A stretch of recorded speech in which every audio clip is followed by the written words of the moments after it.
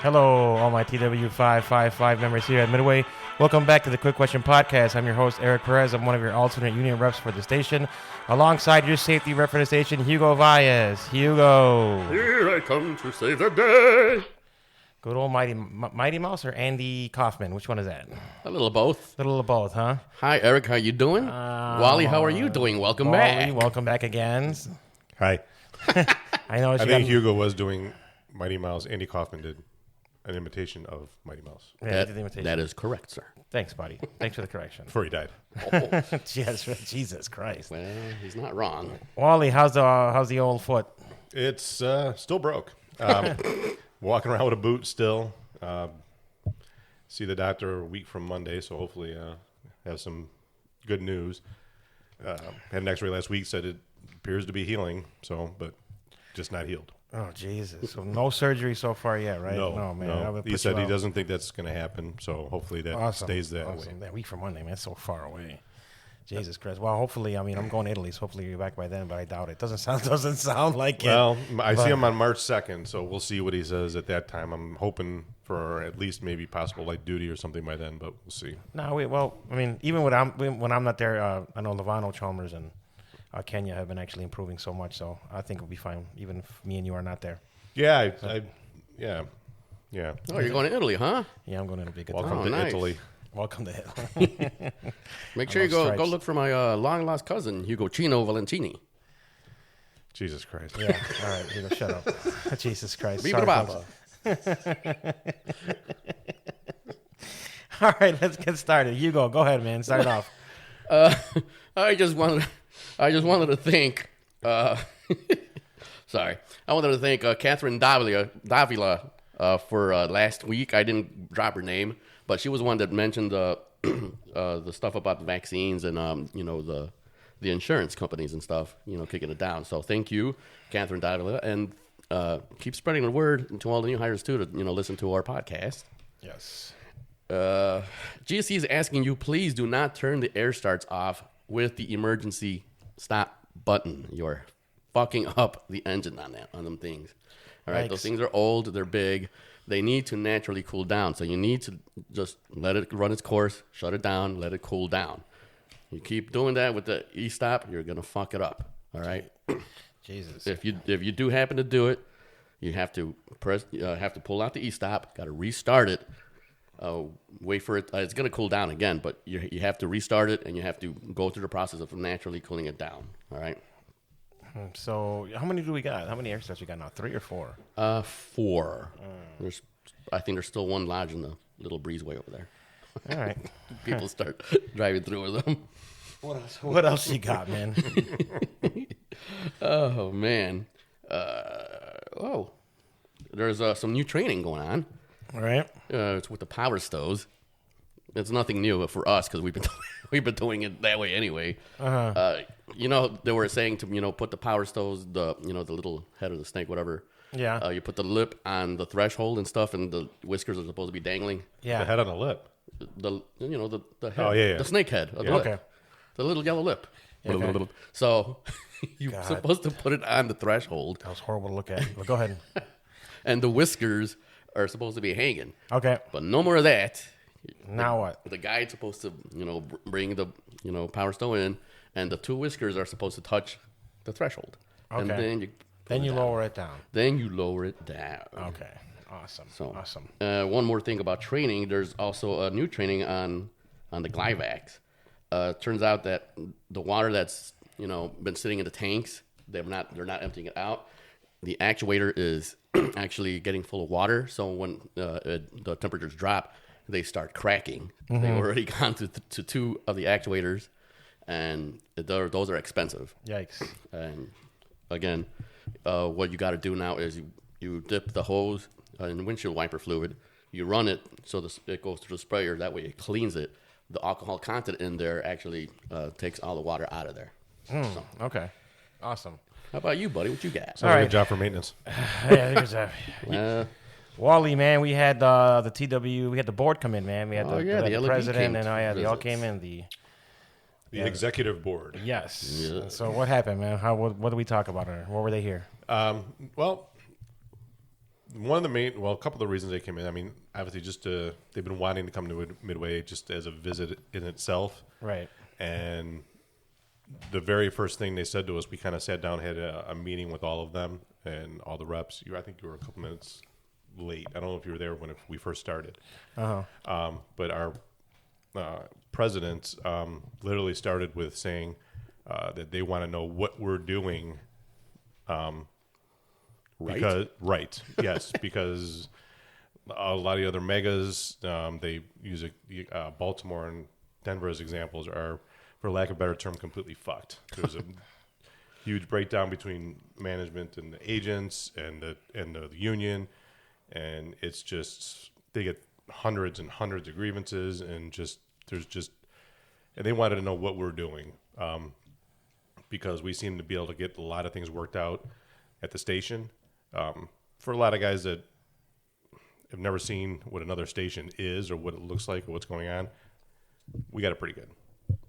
And they saw that, and we're very happy with how we do things at Midway, and how with things we get done and our relationship. And because I mean, it wasn't like the fact that we have this like friends relationship, like we just, but no, it's more like frenemies. But it's it's a mutual respect, Right. And we get things talked out. Yes. And a lot of other stations, they don't management. It's either management doesn't give a shit about us, and they won't talk to their reps and try and work anything out, or B, the opposite. The union guys there, the reps there are just so hardcore and they're like, fuck you Southwest, that they don't try and work anything out. But they basically see as us kind of being, I guess, adults in a sense, that we are able to sit down with our management and work things out in both ways. And they're reasonable, we're reasonable, and we get a lot of things worked out. And I'll tell anybody this. I would, and I think I've even said this before. I may have even said it last week or the last podcast. Go to some of these other stations and see what they deal with. We don't deal with any of that. You wouldn't believe. Well, I mean, we're honestly kind of spoiled. Yeah. I couldn't compared to what I've seen. I've only been to Pittsburgh, and you know what? It's for 80 flights. For 80 ramp agents, I'll take Midway. I'll take these 1,008 ramp over day, over that any day, because it's just out of control. I mean, those guys are really good people, but it's just there's just no organization at all there, man. No. There's just nothing. And like Nashville's the closest to size as we are in our district. They're about 2/3 our size, maybe, and they're getting closer. But I was just told that, DC's got to go down there. If I wasn't on OJI, I'd be going with them to try and have some kind of meeting with their management, because their management has just zero respect for the union, and they. Jesus Christ! Yeah. Slow down, Captain. Sorry, it was a rough day, man. Leave me alone. Yeah, Jesus and they just kind of. It's basically just kind of like, we're the company. We don't need to deal with you. Fuck you. Basically, type of shit. They just do whatever they want. I can't even imagine if Midway was like that, man. No, and almost any of these managers at Midway, I can call them or text them or whatever at almost any time, and they'll talk to me, and they'll get back to me. They'll address an issue, and whether they agree with me or not, they'll at least address it. Yeah. Where it's the other way around, like at some of these other stations, they'll just write people up and not care, and not work with them, not do anything. Thanks. And I don't care. I'll say it on here. I give our management some credit, because they are willing to do that, and they are part of what makes it better than a lot of these other stations. I was thrown back a little bit, to be perfectly honest, that we had fucking wings and beef sandwiches on Super Bowl Sunday. Yeah. I mean, a lot of these guys are out there freezing their ass off and on a regular daily basis. And anytime it drops below 30 degrees, there's a room full of soup and everything else. And, almost none of these other stations do a lot of that stuff, So, I mean, it may not seem like much, but it's something. It's something that gives us some culture and gives us, a little bit. People should be. I'm not saying that they should accept things. A bit more appreciative, maybe. Yeah. But I mean, don't get me wrong. I'm not saying accept every stupid thing because they give you soup. Right. But I'm not, and I never will say that. Always, if there's something wrong or something fucking wrong. I kind of believe the reason why at least part of the reason why they kind of treat us like that is because we actually give them the numbers that they want. You know, I mean, I'm not saying we're not the best at it, but I guarantee, you know, from what I'm hearing and seeing from them, like we're pretty close to being one of the top ones, especially for the kind of station that we are. Yeah. So I would imagine that'd be part of it. And these guys are good workers, man. Well, we do have our bad apples, but again, these guys a lot of them are pretty good, man. They're out there, they do the work and do the job right. Yeah, So, and, right. And to write on Wally's rant about Nashville, I was actually invited to one of their safety meetings too, and you're right, management they're a bit combative. Like, listen, we don't have to be combative about this. We could talk about it, and we could resolve some of these issues here. Right. Yeah. But yeah, It's good. They were all like gung ho over there, like, whoa, easy. So I was talking to the president. Oh, we were talking to the president. He said there are a couple of things that actually caught me off guard because I didn't know. Like, I didn't check in the contract. But he was telling us that if we're not paying our union dues, that it's in Article 31 that you can actually be terminated. I mean, they got to go through a process, but initially, you can actually be terminated for not paying union dues. Yes. Wow. So, I actually it's in our contract. I actually I pulled it up just so I could just read it real quick if that's Go ahead. Good. Floor is yours, sir. If any, this is our Article 31. I could read the whole thing, but I'll just read the part that's more pertinent. It's only one page. Section B. If any employee of the company covered by this agreement becomes delinquent in the payment of dues, the union shall attempt to notify each employee by certified mail, return receipt requested with a copy sent to such employee by regular U.S. mail and the appropriate department of the vice president that she is delinquent in the payment of such dues as specified herein and is subject to discharge as an employee of the company. Wow. Such letter shall be notified by the company. It must be remit payment required by within 15 days. Because it says in our Section A, an employee of the company covered by this agreement who fails to voluntarily join and maintain union membership in the union shall be required as a condition employees up to 30 days effective this date, 1 full month after the completion of probationary period, which in hereafter to pay the union semi-monthly dues. Basically, in a sense, they're saying you have to be in the union to work there, and if you don't pay your dues, then they can just basically, they can pull you out of the union, which means you can't work there. Well, here's a question: how does one not pay union dues? How does that happen? Well, like myself. I see. I was giving actually our treasurer a hard time. His name's Jason Sonnenbaum. Yeah. Last week because I'm on OJI. So my very first check was that was full workman's comp. Nothing from Southwest was on the 5th of this check. I got 2 emails from the union on the 5th telling me I got to pay my union dues. It was the very first check that they didn't automatically take it out of, and I'm like, damn, dude, you're really on top of this shit. Well, that's kind of good, I guess. and then we were also told in that meeting with the executive board last week that, when they took over, they had come to find out that there was some exuberant amount. I don't remember the exact amounts of back dues that hadn't been paid. Mm-hmm. Some of those were simply by mistakes, simply by, saying like, I think we pay like $37. You're paid if it's 1% of your. Depending on what you make. Your base. Your base. Your base, not with overtime. Yes. That's what I thought it was everything too, but they just told me it's just off your base. No, yeah, mine's like $37, $38 or something like that. And anybody who's topped out, that's what it should be. Yeah. Basically, some people were mistakenly only being charged, like say mine's $37. Someone was mistakenly charging me only $30. Okay. So some of those were just clerical mistakes. Mm-hmm. But then some were just people, like I said, on OJI, stuff like that they just never did anything about. Wow. Because you technically should be paying that on your own. I sent them a freaking something right away. I'm like, Jesus, man, I'm not gonna keep getting emails for this shit. Because I got one email in the morning. I'm like, oh yeah, all right, I'll send them money. And like 2 hours later, I get another email. I'm like, Jesus Christ, dude, I'll fucking pay you, man. Well, my $2. I took that. He told us that also. One last thing before I give it back to Hugo with these guys. They also told us that the international TW is fighting for us for our overtime tax deduction. Yes. You guys already know that because of the Railroad Act, we cannot. We don't get the overtime tax deduction. But they are fighting for it, and hopefully they actually win this. But for now, they're just right now in battle for it. So just a heads up, guys. But Hugo, what's up, man? All right. Ad-veez has caused a lot of headaches out there. It has been a miserable week for me. A lot of people, when they get into the tug, sometimes they put their hand on the passenger seat, just to balance themselves to go in. That's going to trigger, the sensor. So if that happens, hop into that seat, put the belt on, take it off, hop into your driver's seat, put your belt on, take it off. You don't even have to get off. Actually, just, rise up out of your seat. Wait, I actually counted 30 seconds. Then you turn on the tug. You were able to hold yourself up like that for 30 seconds? No, my arms were killing me. Yeah. I could just Almost there. 27, Like Darth 28, 29.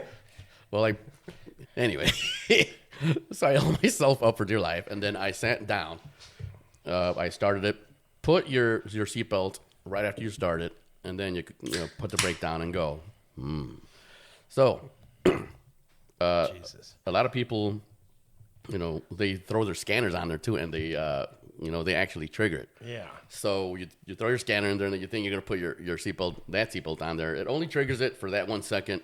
It doesn't have any weight, so it's just it doesn't feel anything there anymore. But you put the seatbelt on, and you're still going to go to turtle mode. So you have to go through the whole reset process. Oh. But yeah, it's just it's been pretty hectic. No, it was not my idea. I don't understand why people are asking me that. But yeah, it's. I think over time we're going to get to it. Next things we're going to be talking about are the pushbacks, having the Ad-veez, and we're going to have issues with that too. Great. So they're going to go slower than... Yeah, they go slower than one, and they really are. I mean, I don't see it. Yeah, I don't get it either. But you know what? I'll still push it like that anyway. Why not? My God. Yeah.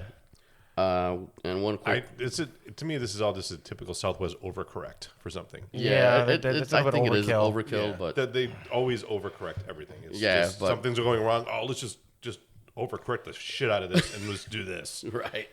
And it just doesn't work out, but whatever. No. And one other quick thing.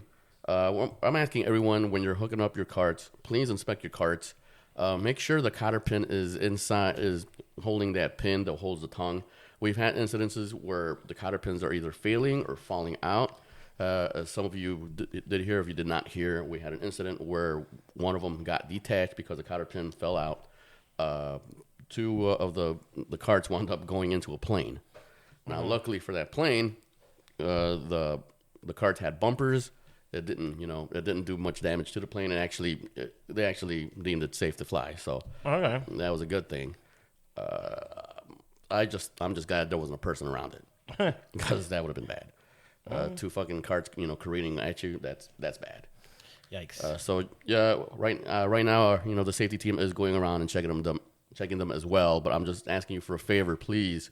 When you're hooking up your carts, take a look at it, inspect it real quick, make sure it has that cotter pin, and if it doesn't have any bumpers, tag it out. Okay. All right, Eric. All right, my next topic is going to be the T-point scanning. So guess what? All you guys in T-point, guess what? You're going to have to actually grab the scanner, and you're going to actually have to start scanning all those bags you're putting in the carts. So right, Hugo, we're actually got every barcode. All the carts are going to have barcodes on them. And so now you're going to have to scan the barcode first on the cart, and then start scanning the bags into the cart. Now, I know those of you that have one or two or more flights at the same time, if you want to go and start off grabbing the other flight, you're going to have to actually scan the cart on that, the barcode on that cart before you could actually start scanning the bags into that cart, or else you're going to be mixing it up.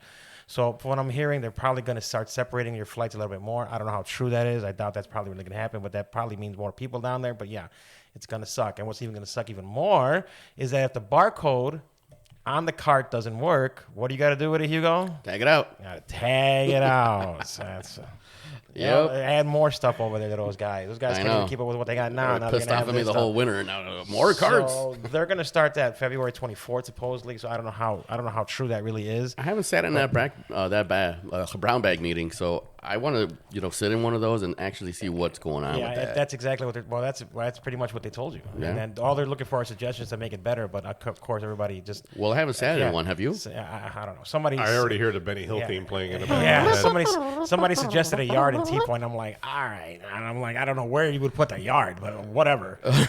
But yeah, I've heard so many things that could happen. But We've already got 10 pounds of shit in a 5-pound bag at the airport. I don't know where now you want to put some more. I just feel like there are going to be some misscans. That's all. Yeah. Again. Well, and there's going to be issues with the cards because, I mean, we have enough cards tagged out without having some scanner that's going to rub off every time somebody runs into something. Yeah. Yeah. I wonder exactly where they're going to be. I think they're going to be inside somewhere. All right. I'd rather be on the outside. The bags hitting them and rubbing against them. They're still going to have I'd rather have me somewhere. on the outside because unless somebody actually has an accident, hits it, you probably won't. I would just say put it on top. I think even for the it's cards. something that would work well for, like, Volaris or one of these smaller airlines over that do a few flights a day, and they just use 1 or 2 carts, 3 or 4 carts. We use, 100 carts a freaking day. Yeah, no shit. What happens? We Orlando, Phoenix. We have so much turnaround. I just think it. Not to sound like that guy, because it's going to happen regardless. Yeah. Because unfortunately, that's just the way it is. We hate change, but in the end, I think it's fucking stupid. I don't think it's gonna. Yeah, I don't think it's their best idea. Let's just say that. They told us it was coming a long time ago too. Yeah, from the beginning. They did, but it's one of those things. Like, again, they're going to throw something out there, and sorry for anybody in management that happens to listen to this, but it's not you. It's above you, but you guys typically throw shit out there, and it's usually about 3/4 of the way planned, maybe 3/4 of the way planned, and then the rest of it is us back, trying to fix it for everything them. for them Yeah, while we fix it do for it. them. Yes. Make it happen somehow. Which I get it. I wouldn't mind because if we're the ones actually doing the work, so if we could make this better for us, then I would imagine we can. But Well, not to mention we'll end up getting guys written up for shit that's not even their fault. Because their system's fucked. yeah, I know. It's just more of an Like easier tugs. way to get written up. Tugs. Well, actually, I'm not gonna. Dave's been. I know tugs are, but Dave's been actually really good at taking them away, especially when he sees that those guys are taking them back, and then the soups are sometimes a problem depending on if they're out there and they're helping. But but they're it's not all the time. Dave's you know what Dave's gonna do, man. Dave just gives us a hard time. Tugs. Yeah. But moving on, we got to keep going. So the DAT day request. So we're getting a lot of people asking what's going on with the DAT days, on Stars, once the bid comes out. So remember, if your DAT day request isn't approved right away, that means that more than likely the day is full, and you have to wait until the day before you can actually find out if it's approved. Because if it's full, I got to make sure that there's enough people in the overtime book to make sure they can cover your shift. If there's enough people, then they'll probably tell you between 11 and 1 o'clock that it's been approved or refused, depending on it's depending on the overtime that they need. So, but then we also did talk to management about. Because obviously now that it's on Stars, they're not giving us something that shows what's available and what's left in the bid. So we went up to them because it was getting really frustrating. It was getting really frustrating for me because I was getting everybody saying, "Hey, how come where are the updates? Where are the updates? Where are the updates?" And the company was like, "Well, it was a courtesy at first." And I'm like, "I get it, but now that we're so used to it, give us something. Give us an email. Give us something." No. So no, actually they did. They actually, if you guys remember, nice. they did it the same old way. They actually put the papers on the back. First off, it's only going to help them because it'll cause less people to try and put in for the same day. Yeah, Right. Because they already know it's full. I mean, they know it could get covered. Well, a lot of guys actually don't know it could get covered overtime. I had somebody actually message me this morning about it. Mm-hmm. And to kind of, if it's okay, piggyback on what you're saying. That the day before, where they can cover it with overtime people in the overtime book, mind you, they have to give out overtime first to cover the operation. If, like, say tomorrow there's possible weather, so there's a bunch of overtime tomorrow for that. So if you put in a DAT for tomorrow, like last week or a couple weeks ago, when it was like 0 degrees and nobody wanted to fucking come to work, so everybody. I had multiple people message me, Eric, Levano, other reps were all getting messages from people. Hey, they didn't approve my dad. They didn't approve my dad. Well, there was 130 something people the one day that put in for DATs after it was already full. Oh my God. And they have to, and then they have to cover overtime first, and they can only cover what's in the book to cover that. Mm-hmm. If there's not enough people in the book, not everybody's going to get it. These are just things that people need to understand. Yeah. because it's not automatic. Oh, they should be able to cover that with overtime. Well, if there's not enough people in the book, Why, they got to exhaust they it, have right? to. Yes. Yes. Well, yes, they have to They gotta exhaust it, exhaust but they also have to cover the operation first. Right. Yes. If they need 32 trucks and 10 plows, that's do the math. You know, it's a good amount of people. Yeah. So not everybody's always going to get it with that. It doesn't always benefit everybody all the time. Yeah. Right. A good amount of the time, yes, it does. Because without weather, they're LWAPing every day. So most likely you're going to get it. Yeah. But just On the very cold days and the winter, and the snow days, yeah, more than likely you may have to wait for it. yes. All right, we got to get going a little bit because we're running out of time. But I'm going to run these. Running out of time? Yeah, I'm going to Running run out of past time. I these. didn't know it was on a time constraint. I didn't know it was on a time constraint. Yeah, I try to keep. you know, I try to keep it under half an hour. I don't want these guys to keep going because if I keep going past that, then they start losing interest, and then all of a sudden, next thing you know, I wouldn't think they lose interest. I think we're great. Look, squirrel. Real quick, I don't think everybody knows. You guys did fill out a comply back in December stating that you have to turn in your equipment after every shift. So if you're on a double and you have your radio and scanner after your first shift is done, you're going to have to go turn them back in and then get them. If you need them at night, you're going to have to sign them back out. It sucks, especially if you're on a triple. If you're on a triple, you got to do it twice. So you got to turn them in 3 times, but that sucks. But yeah, and they're going to start writing you up when you don't. Yeah. And Now, if- can you just pull in, turn it back in, and then check it back out immediately? I don't see why not because you're actually turning it in and checking back. Well, why Right. not? I'm turning it in now. I'm checking it back out. You know, Yes. so I Quite don't asinine, but yeah, it's whatever. stupid. But I guess if that's the way, I they didn't tell us anything like that. Or that's a problem. But I can only imagine you're still turning it in. And you're just getting the same stuff back out. It's just stupid. But Well, anyway. to be honest, they've asked us since Wlodarski was was manager running that part of the office. They actually requested a long time ago that after each shift you're on doubles to recheck out your scanners and radios. A lot of guys, nobody does. Right. Nope. Oh, excuse me. And people have been written up, and then it gets taken away once they figure out that they were on doubles and triples. So they're not super enforcing that. So I don't see why they would make this a big issue. I haven't got any for that yet. I haven't got any write-ups for that yet, but because it's been in effect for like 2 months, but I haven't really gotten anything from it yet. So, but they wanted us to remind everyone that you do have to do that. So, and finally, But they don't want to do their own legwork because they don't want to look and see You the know how fact that that they were on a double. yeah, I don't want to put that on here because, but yeah, that's just. Must not know. Yeah, no, I don't want to bash them too much, but hey.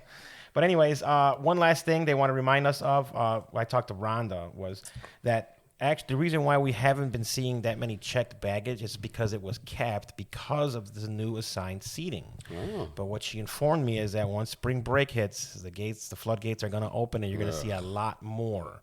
So just be prepared for all you guys on the gate that right now you guys ain't seeing that many check bags because of them being capped for assigned seatings. But once the spring break hits, they're going to let it ride, and you're going to see a lot more. So be prepared because they want you guys to make sure you guys will get those bags before they actually start boarding. So, yeah, it sucks. But again, that's what you guys Great. have to do. Hugo, do you have anything else, man? Not really. Awesome. I'm done. How about you? Yeah, I'm done. All Wally, right, got let's anything wrap else this to up add, then. man? No, I don't know why it was irking me. So I wanted to just say something about this, and I've been keeping it for like 3 days. When they send out an email saying there's LWAP available, don't answer the fucking email. Oh my God. No, you're right. It's not what it's for. It's not for you to answer it. They're not. It's a general email. It's not meant to be answered. It's meant to you go sign the LWAP book. Right. You don't email them. They got shit to do. Can They I don't- LWAP? Yeah. Can Can I get it? And then you get somebody answered. Hey, it's not meant. Don't answer it. It's not supposed to be answered. Then they go back with a conversation. So then you with 30 freaking emails of people talking back and forth, telling each other not to respond. Stop responding. Just respond. Just don't respond. Period. Right. It's not for you to respond. It's not for you to respond. It's to Hey, let you I'll know check that there's LWAP. I'll LWAP take that available. LWAP. It's just telling you it's available, not for you to message. Hey, I'll take it. It's not what it's for. Nobody's going to answer you. Right. Stop. All right. Please stop. All right, well, that's it Good for one, us. Wally. That's it for us, guys. So here we go again. Hugo, give us something these guys can watch while waiting there for their flight. All right. I watched on Peacock All Her Faults. It's with Jake Lacey, Dakota Fanning, Michael Pena. Oh, somebody told me about that, but go ahead. Keep going. Yeah, that was me, stupid. Was it you? No, it was actually Vega, so be quiet. Oh, for real? Yeah, Vega's because I gave it to watching him. Yeah, that's why. Okay, go ahead. Yeah, it's a convoluted story of lies. a lot of twists, and just the past catching up to someone. What's that called? Do something to watch. It's called All Her Fault. All her fault. Nice. Yeah, it's pretty good. So Is it a movie or a series? It's a series. Okay. Oh, nice. You said on... It's on Peacock. Peacock. Awesome. So it's a great story. I've been How watching about the you? Olympics on Peacock. Wally, go ahead, man. What's up? Love that curling. I still have nothing to do, so I watch a lot of shit. Two quick movies that I watched that were good. I like the Rip was good. Okay. With Matt Damon and Ben Affleck. Oh yeah, I saw that. Okay, Had a good twist. Oh, I gotta watch that. Yeah. It was good. It had a good twist. And believe it or not, probably gonna get laughed at, but the Wrecking Crew with Batista and Jason Momoa. I actually kind of watched that. How was that? I actually, it was a typical silly action movie. But Testosterone everywhere. but what I told my wife was, if you listen to whoever wrote it, was just a regular dude, because like the dialogue and everything was just like any of us would talk to each other. They just talk so much shit to each other. Like anybody would talk, like regular people would talk. It didn't seem like Hollywood talk. Right. It just seemed like the same shit that we would say to each other. Oh, that's why I great. appreciated it somewhat. It was typical bullshit action, whatever. But just the dialogue, it made me laugh, and I'm like, it just made me think of like being in our office talking shit to each other. It's just like the same, you know what I'm saying? It's That's just great. That sounds funny. they just make fun of each other and talk shit to each other through the whole movie, and Nice. it's good. Awesome. And real quick, I just started watching this series that Roy Neighbors actually told me about. It's called Paradise. Paradise? Yes, it's about. It Thank starts you, out. It Darnell. starts out with like an assassination type thing of a former. It turns out a former president, you find out about it in the first episode, so I don't care about giving away with it. But it finds out this is a community that's been living underground in a post-apocalyptic society. It's like a huge city that was built for like 25,000 people. Whoa. And it's it starts out with. I'm only on the third episode, but it's Okay. so far it's good. So far. Okay. Cool. So for me, I got just a couple, actually a few.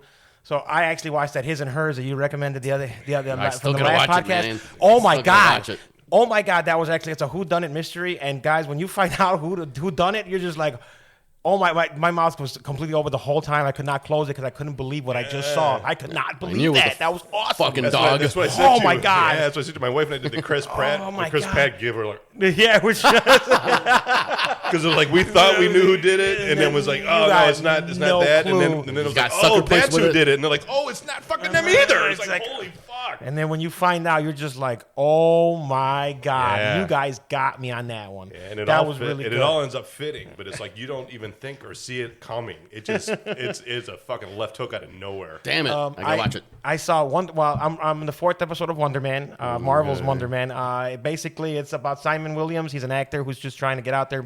There's a Wonder Man show, and he's trying to get out there and get the role of it. He's being helped by Ben Kingsley, who reprised his role as the Mandarin. Yes, well, the he was. Mandarin. Remember, he was an actor as He's the an Mandarin. actor Iron Man acting as 3. the Mandarin, yeah. So he's actually helping him get the part, but in secret, he's actually doing something with somebody else because Right. this guy has powers and he doesn't know yet. And again, that's just where I'm at.